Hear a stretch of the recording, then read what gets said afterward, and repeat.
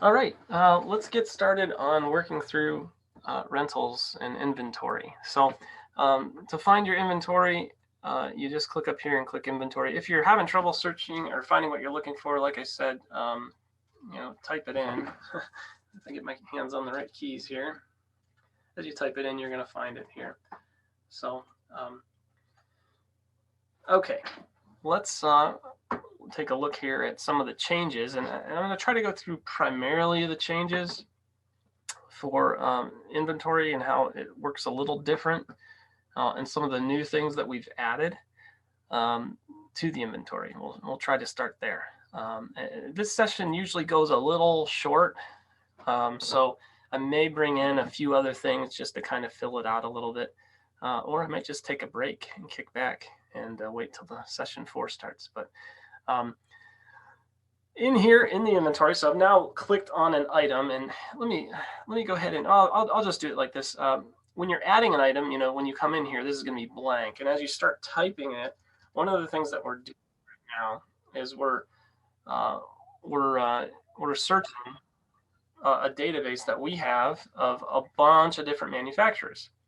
And so if you can find the item of your manufacturer in here and choose it, we'll actually fill in a lot of details for you. So we'll fill in the manufacturer, the model, we'll fill in some images and descriptions and stuff like that. And any data that we've got in that database, we'll do our best to fill it in for you. So that's something that you should use if you can. It's a convenience, but you don't have to select something. You can just type in something and save it that way as well. There's a lot of changes to inventory as far as additional inventory things that we offer now. And I'm going to touch on all of those as well. A lot of things that you guys have been asking for that we've been adding to inventory. And, as always, there's way more good ideas than we have time to do. And so we're doing our best at that. But we've tried to make it a little simpler for you. And let me just show you, I guess I'll just show you, like when you're adding an inventory item, the first time you're adding an item, you're going to get a real simple form here. We didn't want to make it look too daunting for all our new people that are signing up, because there's so many things that you can do. And so we've kind of dumbed it down a little bit just to get the basics in, okay? At any time, you can click Show Advanced Options over here and see everything. Once you've actually saved an item, what you're going to see is everything. So don't get scared by that after you've saved an item and then you come back into it and you see there's stuff everywhere. Don't worry about that. These are just all the great things that you can do with your stuff inside Inflatable Office. I'll cover this consumable items because it's right up here in the beginning and it is a new thing that we've added. The reason why it's up here is because it relates to your quantity on hand, okay? We've had unlimited quantity items before. We also now have consumable items. That's something that you're going to sell. So you may have, 10 items of these, and when you, it shows here 16, but when you sell them, you're going to have less, right? So if you are selling maybe supplies to concessions or whatever, as those events occur, that inventory is going to deplete. So let me go down here and see where this section is. Right. Boy, I don't remember where the consumable section is here. I'm going to scroll. Oh, here it is. I think you have to mark it as consumable before it shows up. It's here. Yeah, it's right. It's early on, so I didn't have to go very far. Consumable, and boom, right here it is. So we show the section about consumable items. You can put in the date that you like. Let's say you ordered some and they're supposed to come in the future. You can put a future date in if you want. You put your number of items in here, and then what we do is we kind of show you a bit of a running total with this, and we keep track of that as far as things that you're booking. So you can add to the total, so that would be increasing it by a certain amount, or you can set the total. Let's say you do a count of your inventory and realize that you were off. You can actually adjust that and set that based on that date. People have been asking for this for a long time. I don't know that anyone's really using it yet, but I encourage you to. It should be a really good feature for you to track anything that is going to get consumed, anything that you're going to sell. So this next section down here has been a little confusing for people. This is your quote request page and category information. We try to combine some things into one area here that we thought made a lot of sense. Hopefully I can explain it to you and it will make a lot of sense. David, I see your hand. If you could wait till the end of the session, I will answer your question. Okay. So when it comes to pages, these are page groups. We use those to kind of, they're basically checkout experiences for your customer, right? So anyone who's using Inflatable Office will have a single set of a single page group or checkout experience that they can set up for their customers. Any of you that are heavier users that might have multiple websites that might be selling or doing multiple things like an indoor center or whatever, you may have decided to make multiple checkout experiences, like one for each of those sites or one for each of those types of business that you're doing. So you may have more than one. In this here, you can see we only have one right now. And then, so when you're setting these categories, you actually set the category based on this checkout experience. So you can have it in a different category for each checkout experience. Well, now you can also have it in a different category for the same checkout experience. Now, this wouldn't make any sense, but you can see I can do that. I can say I want this 10 by 10 tent to show up in bounce houses and tents in my checkout experience that the customers are going to go through. If you have multiple page groups, you can select those. If you are a multi-location company, this is also where you will select the location. So your location will have different page groups or checkout experiences identified with it, and you will select basically both of those at once inside of this. And this is something we probably could have gone over with the general session, but anytime you fill something in one of these, what has this add button, you got to click the add button or it's not going to save. So you got to click that add button and then it'll save for you. But we made it possible now to show stuff in multiple categories. So use that as much as you want. You can see right here, this is an optional field that someone has put in, and they said they wanted it in this section. So we allow you to place optional fields in different sections within inventory. So feel free to start using those if you want to track something like this was my purchase date, or this is the age of the unit, the unit. You can do stuff like that now and track all that stuff. So then later on, when you want to spit out like a report for your insurance company or something, all that data will be available to you. We have the ability here for you to update pictures, like to add one right here, or to delete a picture from it. We give you up to 4 pictures. You can reference these in anything you want. Generally, we reference just this first picture, and all of these will be referenced if you do a WordPress site with us. We'll send all of those out there.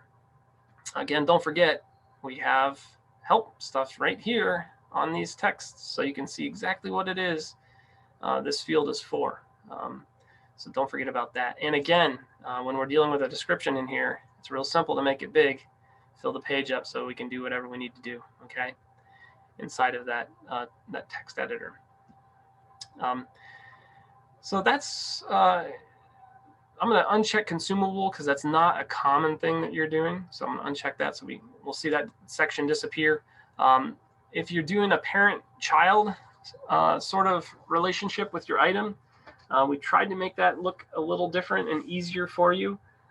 Instead of typing in, the structure of the item, it's an A, B, C, D, something like that. We actually just allow you to type in the name of the unit. So in this case, we have, we're looking at a 10 by 10 tent, and that is, its parent item is the 20 by 20. And we can see that to do a 10 by 10, we're saying it requires 4 of, or to do a 20 by 20, we require 4 of the 10 by 10s, which makes sense. And we also have a sibling, another related item, a 10 by 20, and it only requires 2. Now, if we were looking at, let's see if we go to one of these ones. We'll just open that in a new tab. and then go to the relationship section here, you can see you can change that quantity once as you associate them. And we try to show you, we're not letting you change it here because you got to do that from that item. And this item is already set up in a way such that you couldn't say that this 10 by 20 cannot have a certain number of 20 by 20s to build it. So we try to take some of that guesswork out for you and make it a little easier for you. As you're associating items, you can search for them here. So if I search for something, I can add it, as a child item. I can add it with or without a quantity. I don't have to add a quantity. If it's just a variation, like a wet and dry version of something, then I could add it without a quantity. I don't need to put a quantity in there, and just add it too. And that'll properly track availability then. So there's quite a few changes with that. We also show you a list of cousin items. If you don't know, cousin items, that's basically means that they have the same name, the same exact name. They are not related in a parent-child relationship, but they have the same name. We call them cousins. What we're going to do when we display it to the customers, we're going to group those together. We're not going to show the same name multiple times. We're going to group them together and sum the inventory. Same thing. That's what we'll do with all the stuff that we display to customers when it comes to cousin items. Some people use this to kind of put in that they have their own of one unit, but they also have some that they subcontract out, maybe with a vendor, or others that are available to them that they use once theirs are all taken, and maybe they have a different price structure or something like that. You can do all that stuff with it. So here we have an extra detailed section. Nothing too exciting here. This should look very familiar. Our pricing, we have tried to make that a little easier for you to deal with. I think we've been doing that for a long time. So we did it in the old UI as well, where we're trying to bring it in and have the pricing as part of the rental item, even though it is actually a separate thing. You can go to your item prices at any time and look through your item prices and make changes to those item prices. Okay. Now, we've added some additional tools here. So you can say, I want this item priced the same as, and I start typing something in and I say, yes, I want it to be priced the same as this thing. And it's always going to price it the same as that. It's going to use the same pricing structure you already have set up, which we called 200 for some reason. I can click this link to go to the price name. That's 200, which will load in the prices page here if I wanted. It shows you other items that are using it right over here. So you get a feel for that. These are all grayed out because what we're saying is, look, if you're going to use the same as this, you're probably not going to want to change it here because it's going to affect all these other items if you do change it here. So we're trying to help you out with that so you don't have any issues with that.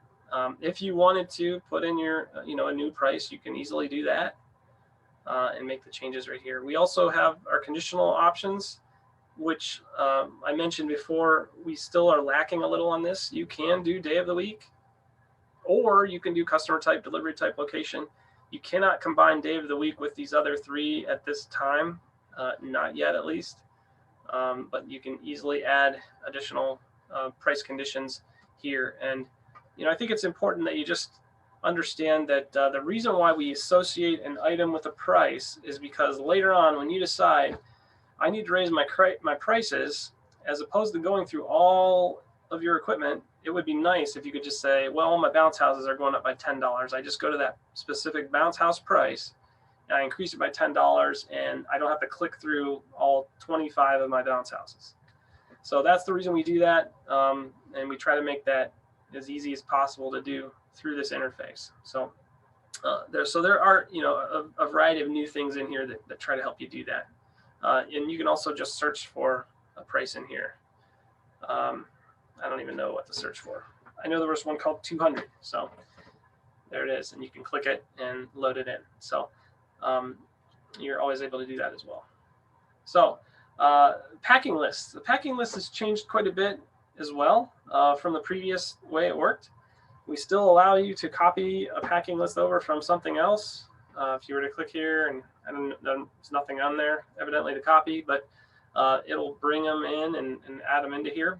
If you want to It used to be that your packing list had to follow a format, and it was just typed in a text box. Now instead of doing that, we actually give you inputs to type everything in. So you can say what surfaces you want it for as well. If it's for all, you can just click add, and it's no big deal.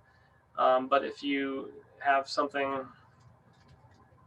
that is only for certain surfaces, you can say I just want it for concrete, and I want it for pavement, and then I'm going to add it. So you can do that. And so we think it's a little faster as opposed to before you would actually pick the surface, or you'd pick default, and then you would add in your entire text of what you wanted. This should make it a little easier to see what you pack with this, and also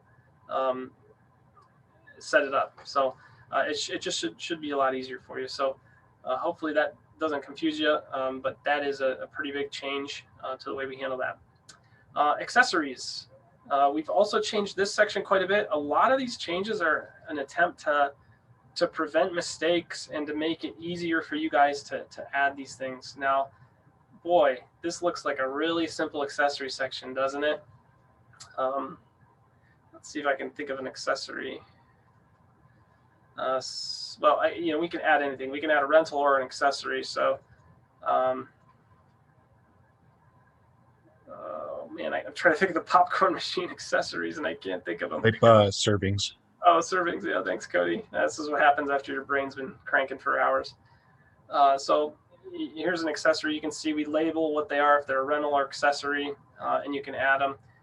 And like that, and boy, you look at that and you go, wow, we lost a lot of stuff, didn't we? That just allows us to add that. Well, there's more to it. So we have this advanced. Click here. If you click that, you'll see it in an advanced view. We don't show that until you've actually added stuff, or until you click that link. So we still have the same sort of options that you had before.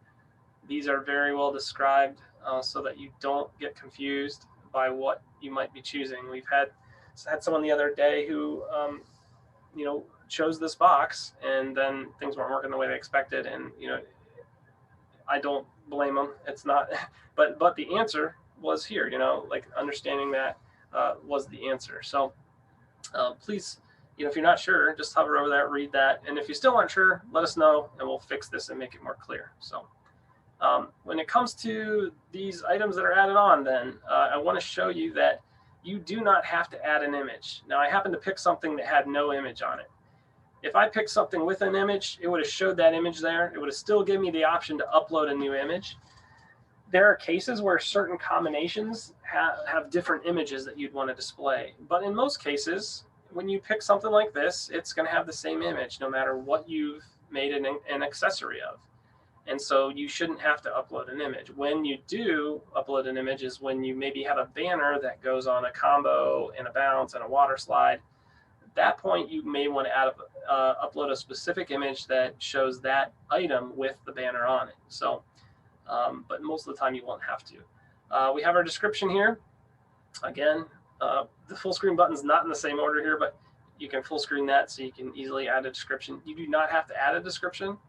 If this one already had a description to it, we would have shown that and shown that you don't really have to add a description.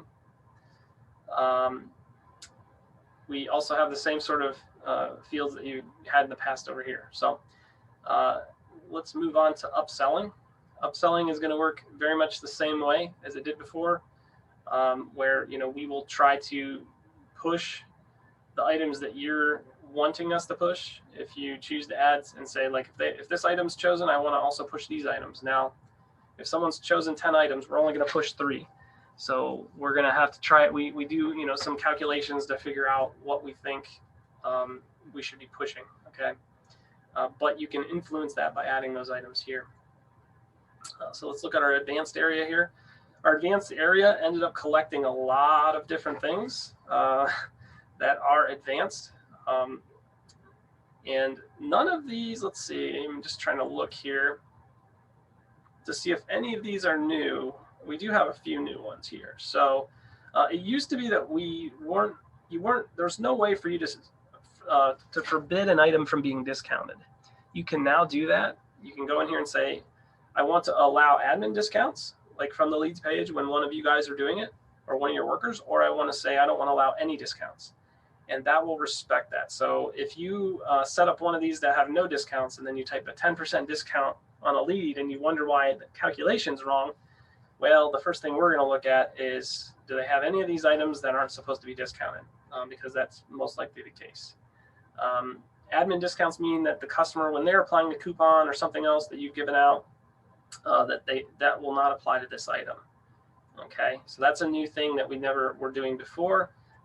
Also, when it comes to shared items, so if any of you have used our vendor tools, they're very useful, and we're trying to continue to improve those and make it possible for you guys that are close to each other that also use our software to be able to work together a little more closely.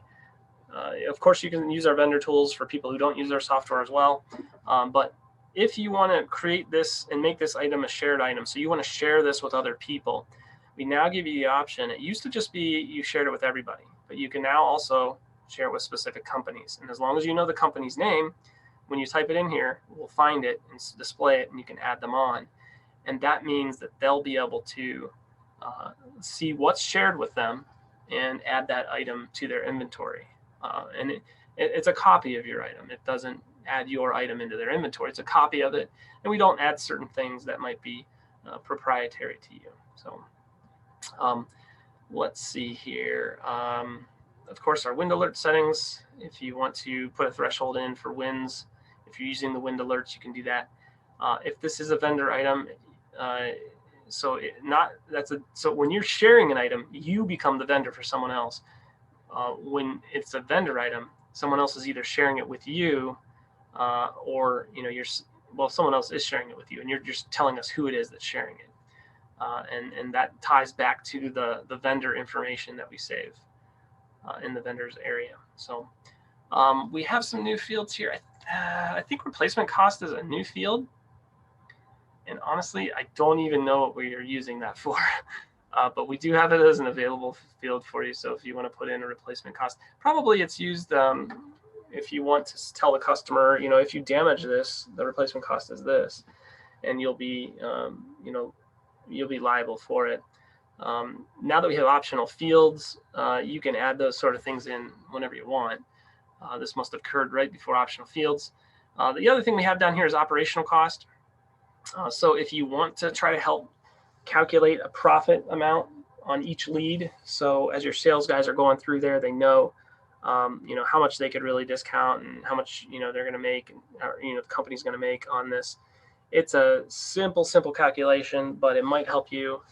So you can put that in if you want, and we'll keep track of that.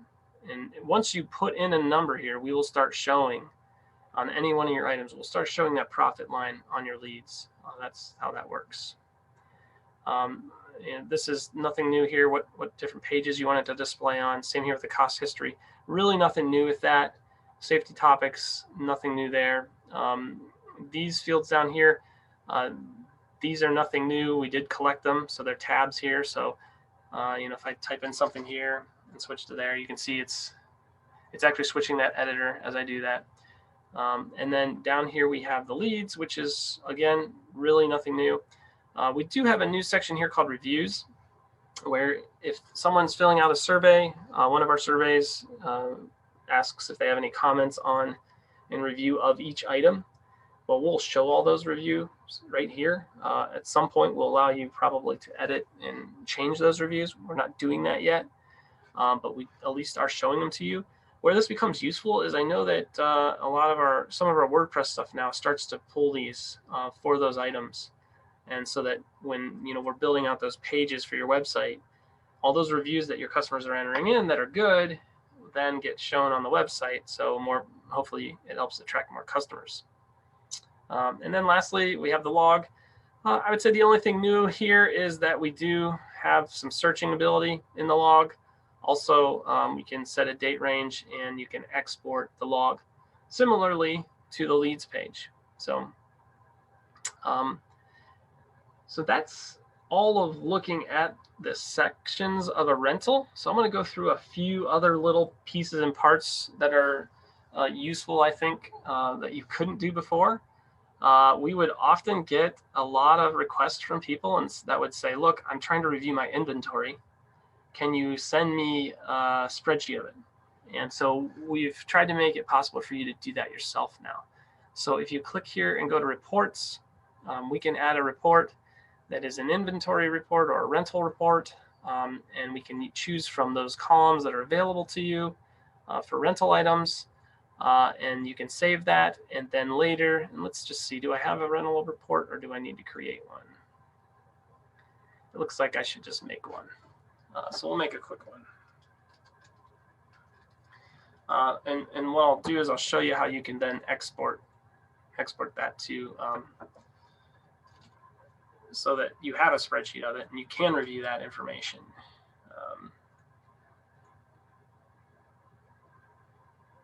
I don't know. It doesn't matter. Let's try categories. Okay, so we'll go ahead and save that one. And then we'll go over to our inventory again. And we'll click up here. We only see our rental reports. And here we go. So this is another view. We can look at the print view again. That's going to show all of our information here. When you do a print from any of these print views, you should use this print button. We do some special things that will make the printout look a lot nicer. If you just go to your browser and click print, you're not going to get a very good looking document. So, or we can export as CSV and then look at it through Excel. So we're not, I don't think, to the point yet where you can make those changes in Excel and then import it back in or working that way. I hesitate to tell you that because I don't know when it's going to be done.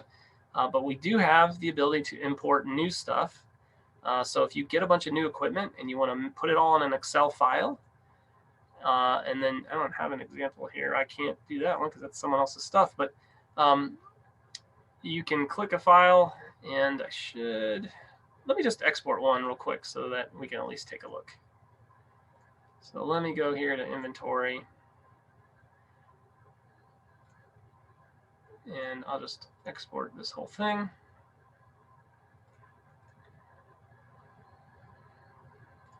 And then we'll go back to imports and just show you a little bit how the import thing works because it's a relatively new thing. So we're going to pick inventory. That's what we're importing.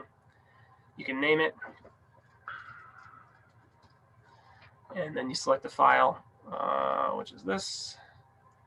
And it'll bring it in.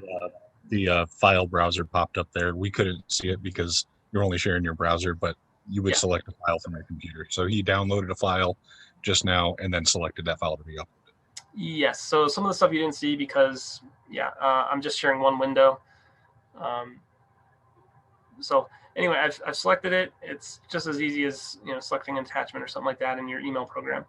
And then we try to match things up. You can see we hit a couple of them. Otherwise, you have to come in here and say you have to match them yourself. Which, I thought there would be. So I guess there's some that we don't. I would have thought quantity had to be one of those that we would have in here. So I'll have to check on that to see why that's not showing up. You know what? I know why. Let's see. These are the ones.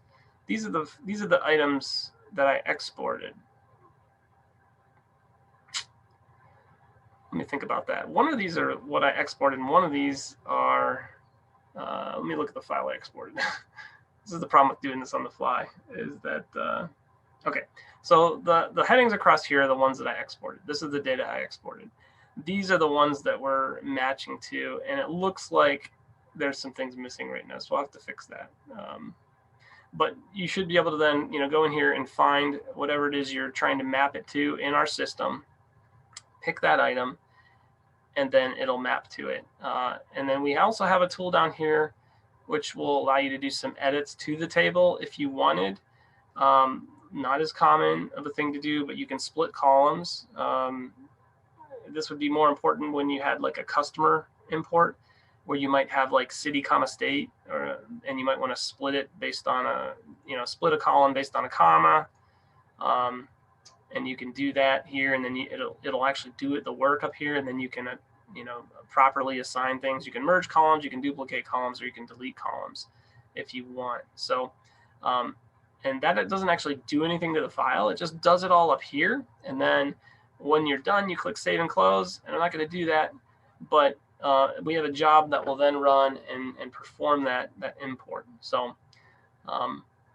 yeah, that's the last thing I wanted to cover on that.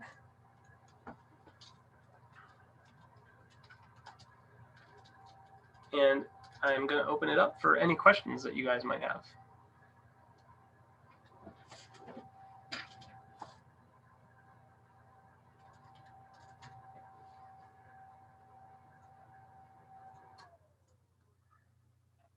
Anybody have any questions? Or Cody, do you have anything that you wanted to bring up based on? Sorry, I actually was talking, but I was muted. I said something someone brought up in chat, and I didn't get to answer. It was more of a suggestion of going over, I believe it was how to add servings of supplies to a concession machine. Let me see if I can find it here. Like a specific example, I think, on how to do that. Yeah, I asked you how to use, like, when you have kind of candy machines and it always goes out with 100 rentals, how the supplies for it will be deducted from consumables. If you can show us how to add, like, set up a concession machine that will pull the consumables from inventory. Sure. So so I think the servings here are not set up as consumable items. So maybe you could just edit the servings of supplies on there, turn them into consumable, and then give them quantities or something. Yeah, we can do that. So you can see here, I have a popcorn machine. It has some supplies set up on it. Okay. So I'm going to actually go to those supplies instead. And again, real quick here, we do have a lot of filters here that are preset that will help you. So I think we don't show accessories by default. So you can click here if you want to see them. These are the items that you're using that are vendor items. So I have a couple in this account that I'm using, sharing with someone. Items that I'm sharing would be right here. Things that I'm sharing with other companies, inactive items, anything that's uncategorized, any consumables. And then available vendor items would be how to add something that someone is intending to share with you. So if you went in there and clicked that, anyone who's sharing their equipment would have it in here, and you could quickly add it to your inventory. But let's go back to this. So in this case, I would say servings right here. This says 50 servings of supplies. So obviously I would want to make that a consumable first. And then I'm going to go down to that section, and this is demo data. Let's say I do a count and I have 850, and I'm just going to set that as total. It's going to use the current date. And you can see that these are actually the times that it's rented out, I think. So these would actually be leads right here, and it's showing when I'm going to be deducting from it. So if let me save that, and let's see if we can find one of those leads. Let's see, the one was on, oops. I believe the one was on the 2nd. We don't do them as leads because we're summing it per day, so we don't show a link to the lead. So we could have like multiple on a single day, and we're just showing how many are out that day. Let's see, 4-2. Well, it's got everything on there. So I guess I'm going to have to search by popcorn too. Well, let me go in here. So, goodness.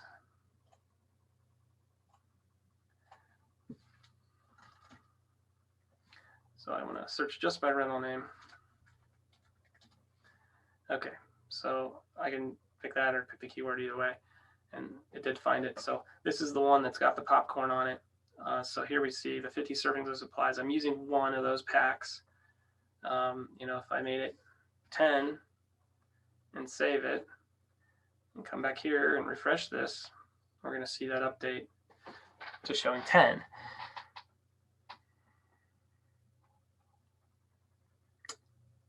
Except it did not.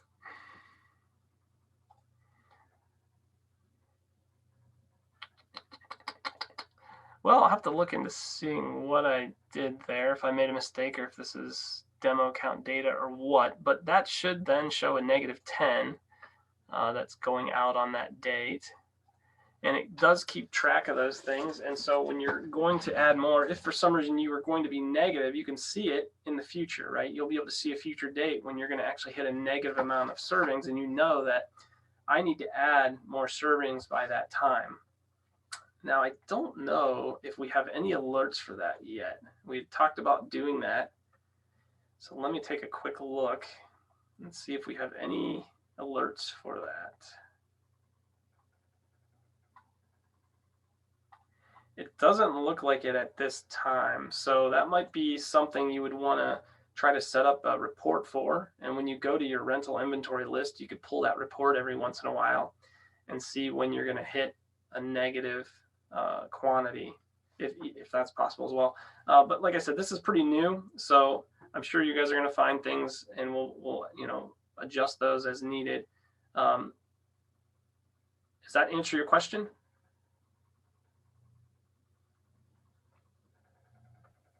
I think I don't really understand the process of putting it in, but I guess I can call you for more details of that. Okay, so basically when you're putting it in, you would want to check it as a consumable, and then you would want to enter you would set your total to start with. So you do an inventory count in your warehouse, set a total, and then when it comes to renting, you would just you just do it like normal, and whatever you're doing in here, we're going to keep track of it. You see this availability did go up when I set my total as 850 here, right? This availability will be based on what's being used and what you've listed here as your total.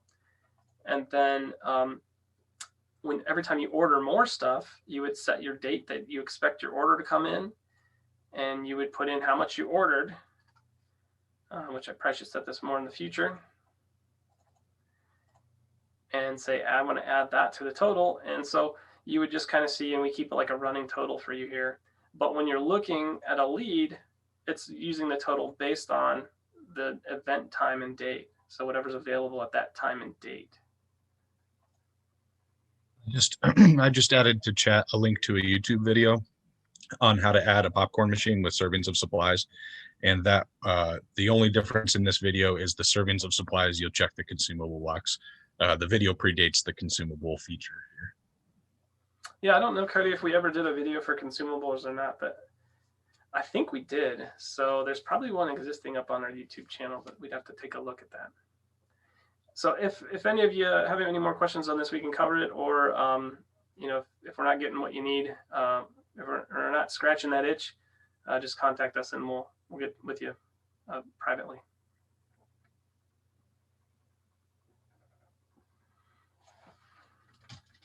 In my example, the 850 was my 850 is, well, yeah, that's a good question. The way I have this set up is 50 servings of supplies. So I'm saying I have 850 servings of supplies.